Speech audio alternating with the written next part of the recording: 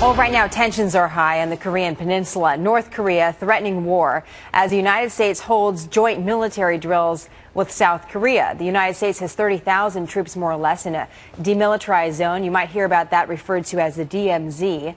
This is to protect the people of South Korea from northern aggression post the Korean War.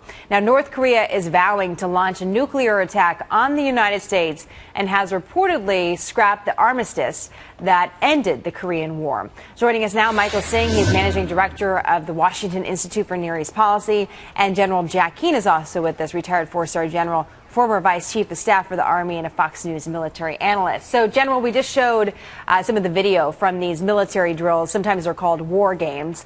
Why do we do these drills with South Korea? Well, we certainly have to be ready and prepared for any aggression that North Korea may use on the South, and militaries have to practice. And if you've got two different countries here with different armies, different procedures, they have to practice together to be good at it, because they would literally be fighting together. But, Jenna, we've been doing these exercises for almost 60 years, so this isn't something new. The degree of bellicosity and, I think, saber-rattling on this particular exercise by the North Koreans, the volume of it, I think, is a little different. And that's why I wanted you to set the stage, if you would, for what's going on in the southern peninsula of this country. Because, Michael, as the general just says, this happens every year. The Associated Press says, though, that North Korea's words or rhetoric are more warlike than normal. What makes their comments different?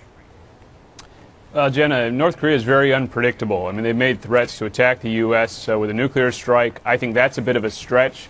It doesn't seem like they have that capability yet. But they're also making threats against South Korea, and I think those threats are much more credible, in part because of those 2010 attacks on South Korea, which you were showing video of earlier. These things have to be taken seriously. And obviously, because North Korea has nuclear weapons, because it has a relatively untested young leader, that unpredictability, that danger is higher now than ever before. Do you agree, General Keane, more danger now than ever before? Well, I do think there's an issue with the new leader. I mean, his father and his grandfather certainly earned the respect inside his country. I think he's still vying for some of that.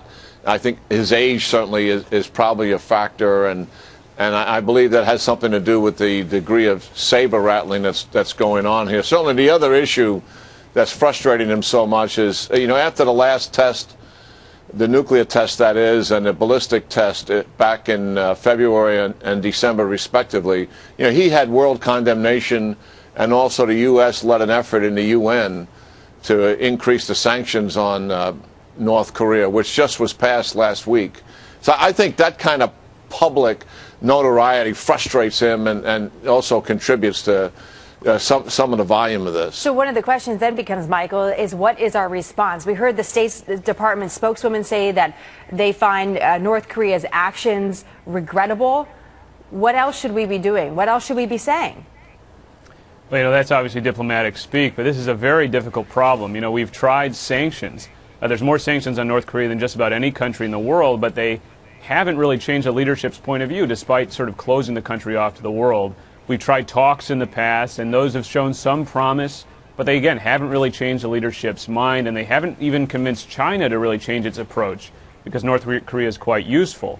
So I think what we're trying to do really is contain North Korea, to kind of maintain the status quo. Is that a good policy? But I think that, frankly, I think whether they say it or not, that is the de facto policy. But look, containment only works to an extent. North Korea's nuclear arsenal is improving.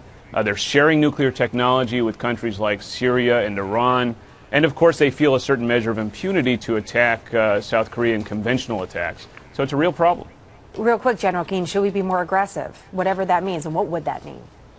Well, everything we've tried to date has failed. I mean, Michael's right about that. These guys now have nuclear weapons, and we tried for years to stop that.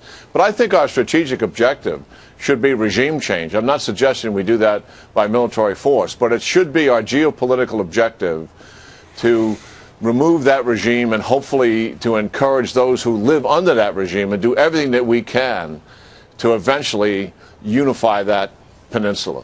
General Keane, Michael Singh, great to have you both with us today. Of course, we're getting news out of North Korea almost every day now, so we're going to continue to watch this story develop and see what happens in the week ahead. Thank you. Thanks, Jenna. Thank you, Jenna.